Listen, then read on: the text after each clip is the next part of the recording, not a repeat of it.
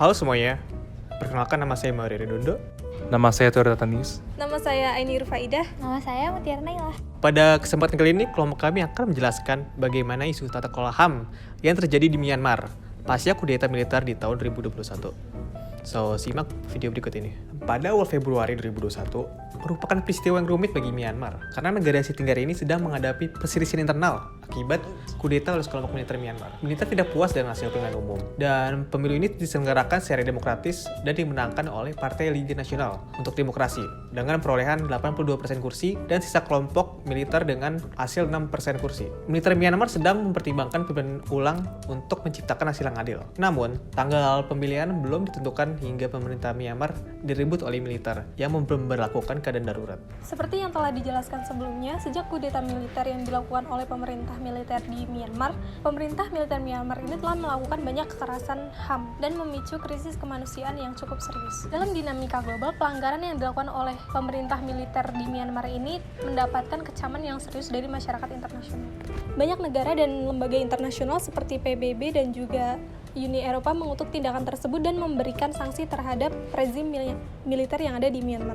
Beberapa upaya diplomatik pun telah dilakukan, namun nyatanya sampai sekarang belum mendapatkan hasil yang serius. Baik, yang kedua ada urgensi tata kelola. Yang pertama ada restorasi demokrasi.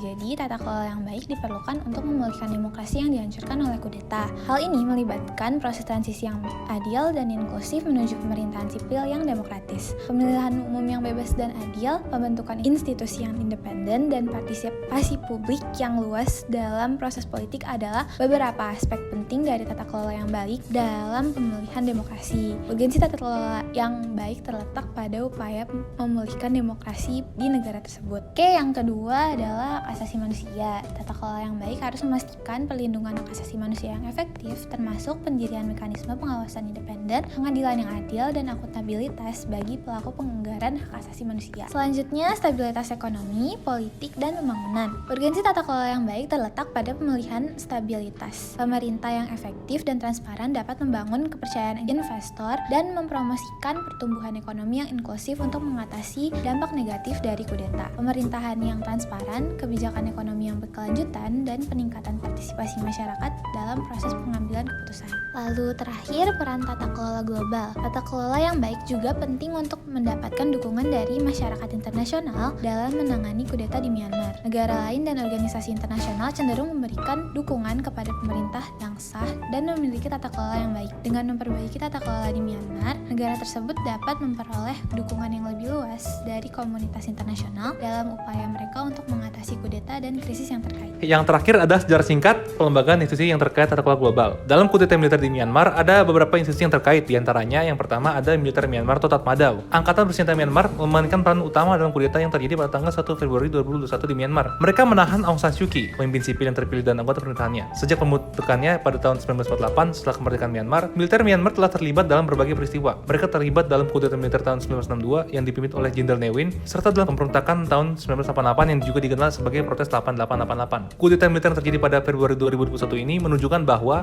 ini bukanlah kudeta militer yang pertama di Myanmar. Sejarahnya menunjukkan bahwa militer Myanmar memiliki pengaruh yang kuat di negara dan sistem pemerintahannya. Lalu yang kedua ada State Administration Council atau SAC. Setelah kudeta pada 1 Februari 2021 di Myanmar, Dewan Administrasi Negara atau State Administration Council dibentuk oleh Jenderal Min Aung Hlaing, panglima tertinggi militer Myanmar. Dewan ini dikepalai oleh Min Aung Hlaing dan membentuk pemerintahan interim yang dipimpinnya sebagai Perdana Menteri Myanmar. Setelah kudeta, Presiden Pelaksana Myanmar atau Min Sue mengumumkan keadaan darurat selama 1 tahun dan menyerahkan kekuasaan kepada Jenderal Min Aung Hlaing. Junta militer Myanmar tidak hanya mengambil alih kekuasaan, tetapi juga mengendalikan pemerintahan, membubarkan partai politik, dan menerapkan kebijakan-kebijakan represif yang membatasi kebebasan sipil dan hak asasi manusia. Oke, yang terakhir yang ketiga ada National Unity Government of Myanmar atau NUG. Pemerintah Persatuan Nasional atau NUG tadi terbentuk pada 16 April 2021 oleh para politisi yang dipilih secara demokratis dan dicopot dari jabatan mereka sebagai akibat dari kudeta militer. NUG terdiri dari politisi dari Partai Liga Nasional untuk Demokrasi atau National League for Democracy yang sebelumnya berkuasa. NUG berusaha melawan kudeta dengan mencari dukungan dalam dan luar negeri serta mencari pengakuan internasional sebagai pemerintah sah Myanmar. Pada tanggal 5 Mei 2021, NUG juga membentuk pasukan pertahanan rakyat atau People Defense Force sebagai kelompok perlawanan untuk melawan junta militer.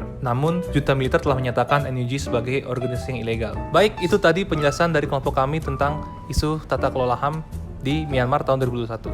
Sekian dan terima kasih.